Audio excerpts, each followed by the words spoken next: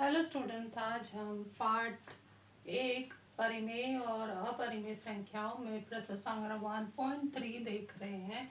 इसके पहले वाले वीडियो में हमने पहला दूसरा सवाल देखा और तीसरा सवाल जो दूसरे से मिलता जुलता था वो आपको होमवर्क में दिया गया है। अब इस वीडियो में हम सवाल देखेंगे चौथा और पांचवा। 5 ही सवाल दिए गए हैं और एक सवाल आपको होमवर्क में दिया जाएगा, तो आपको जरूर कोशिश करना है। तो सबसे पहले हम पांचवा सवाल पढ़ते हैं। निम्नलिखित परिमेय संख्याओं को दशमलव रूप में लिखो। तो ये जो बटे में संख्या दिया गया है वो परिमेय संख्या जैसा दिख रहा है। तो ऋण 103 बटे 5 बराबर क्या उत्तर आएगा हमें बताना है। तो ऋणात्मक कोई भी ऋण संख्या में हम भाग दें तो उत्तर सदैव ऋणात्मक आता है, तो इसलिए उत्तर का ऋण चिन्ह पहले से ही लगा दिया है। अब हम भाग देंगे 100 भाज्य जो हमारा 103 है और भाजक 5 है, तो 103 में 5 से भाग देंगे तो हम देख रहे हैं कि हमारी संख्या जो है पहला दो पद अगर हम लेते हैं तो ये बड़ी है। तो इस 10 के लिए 5 का पहाड़ा पड़ते हैं तो 5 दूनी 10 माइनस करके ये 0 आ गया। तो हमें उतारना है 3। जैसे ही हम उतारते हैं ये 3 जो है ना वो 5 से छोटी हो जाती है। तो अब हमें दशमलव लेना है, तो उसके लिए हम पहले शून्य लिखेंगे, उसके बाद दशमलव लिखेंगे और दशमलव लिखने के बाद फिर यहाँ शून्य बढ़ेगा। तो फिर 5 का पहाड़ा 5 छक 30 और ये 30 करके माइनस और शेषफल शून्य आ गया, यानी भाग की क्रिया अंत हो गई। अब इसका उत्तर अगर हमें लिखना है तो -103 बटे 5 बराबर माइनस ऋण उत्तर आएगा क्योंकि ऋणात्मक संख्या है 20.6।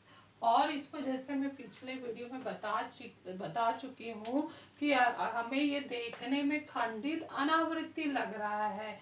ये हमें ऐसे देखा जाए तो इस संख्या की खास बात यह है कि यह खंडित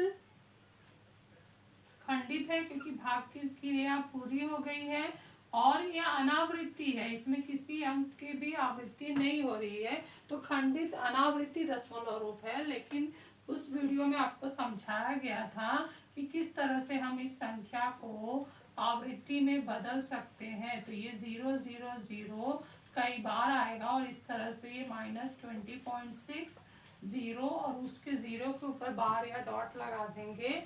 तो ये हमारा जो संख्या हो गया अंक अखंडित हो गया।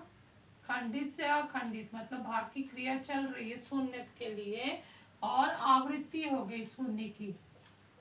तो इस तरह से हमारा खंडित अनावृत्ति अब अखंडित आवृत्ति में बदल गया है। तो इसका उत्तर हम यहाँ इस तरह से लिख सकते हैं 20.60 ऊपर से हमने डॉट लगा दिया। तो ये हमारा हो गया परिमेय संख्या का जो हम दूसरा रूप परिभाषा पढ़े हैं उस रूप में हमने इस उत्तर को बदल दिया। हम नेक्स्ट संख्या चलते हैं। दूसरा दिया है -11 बटे 13। तो उत्तर ऋणात्मक आएगा, इसलिए अब हम 11 में हमारा भाज्य और भाजक 13 भाग देना शुरू करेंगे। तो पहले जो हमारा अंक है वो 13 से छोटा है, इसलिए शून्य दशमलव से शुरू करेंगे और इसमें हम एक शून्य बढ़ा देंगे तो 110 आ गया। तो 110 के लिए हम 13 का पहाड़ा पढ़ेंगे तो 13 नवैया होता है 117, ये बड़ा हो गया। तो 13 आठे लगाएंगे हम, 13 आठे 104 माइनस 10 में से 4 गया 6। तो इस तरह से हमारा 6 आ गया और ये छोटी संख्या है, दशमलव लगा हुआ है तो शून्य ले लेते हैं। 60 आ गया। 60 के लिए हम पढ़ेंगे तो 13 पचे 65 होता है, ये बड़ी हो जाएगी। तो 13 चौक 52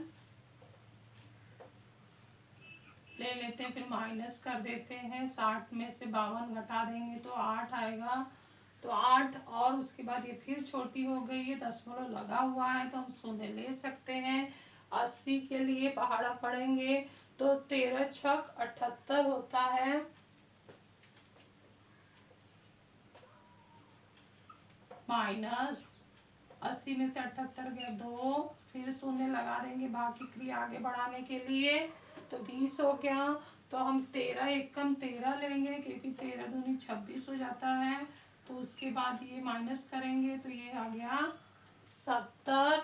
70 के लिए हम क्या पढ़ेंगे, 13 पच्छे 65 और ये माइनस करेंगे तो 5 आ गया, फिर शून्य लगा देंगे। बाकी क्रिया को आगे बढ़ाने के लिए दशमलव लगा हुआ है तो ये 50 आ गया। 13 चौक 52 होता है तो हम लेंगे 13 तिया 39, 10 में से 9 गया 1, 5 में से 10 में से 9 गया 1 और ये हासिल से 4 हो गया, 4 में से 3 गया 1। तो इस तरह से 11 आ गया और दशमलव लगा हुआ है तो फिर शून्य लगा देंगे। और हम देख रहे हैं 110 की आवृत्ति इतने स्टेप्स के बाद यहाँ पर हुई है।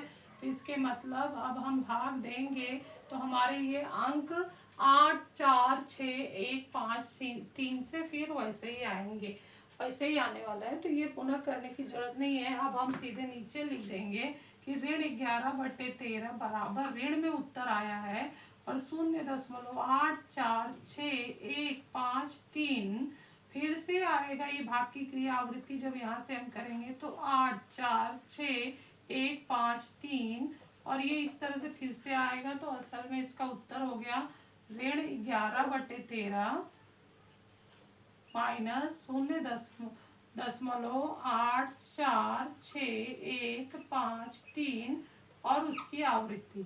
तो ये हमारा रियल में आवृत्ति वाला संख्या हो गया। और ये भाग की क्रिया खत्म नहीं हुई इसलिए अखंडित है और इसमें अंकों की आवृत्ति हो रही है। तो अखंडित आवृत्ति होने की वजह से ये क्या है, हमारा परिमेय संख्या है। तो यहाँ पर हमने परिमेय संख्या का परिभाषा का दूसरा रूप पढ़ा कि यदि कोई दशमलव में संख्या अखंडित और आवृत्ति हो तो वो परिमेय संख्या कहलाती है। तो इसी के आधार पर आप लोगों को ये होमवर्क है, इसको फेयर में जरूर हल करना और कमेंट बॉक्स में इसका बस आंसर लिख कर देना ताकि मुझे पता चले कि आप लोगों ने वीडियो देखा और वीडियो को देखकर अपने फेयर में भी हल किया और कमेंट बॉक्स में भी जवाब दिया। Thank you.